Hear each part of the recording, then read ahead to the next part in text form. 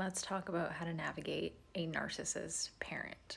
It's extremely confusing and hurtful when the person who's supposed to love you the most is the one that's causing you the most harm. It's even tougher when there's almost this cultural expectations that you have to honor your parents, but honoring yourself and protecting your peace is just as important. Here are a few tips on how we can navigate a relationship with a parent who's a narcissist.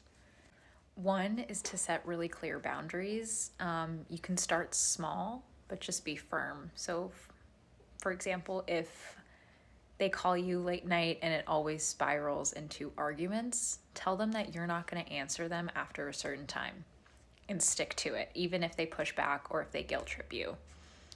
And one thing I had to do was to practice saying no without over explaining, because your boundaries are valid even if they don't agree with them. Tip number 2 would be to stop seeking approval or validation.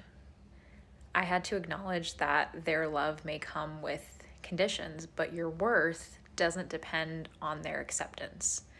So there's almost this shift that needs to happen to validating yourself and building a support system outside of your parent, and reminding yourself that their opinion isn't the truth and you don't need to meet these impossible standards to deserve peace and happiness.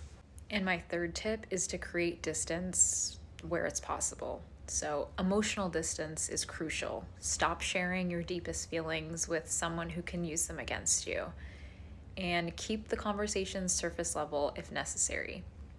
If physical distance is an option, reduce visits, consider moving out. Space can really provide clarity and peace. You can still honor their role as your parent while rejecting any harmful behavior that's coming your way.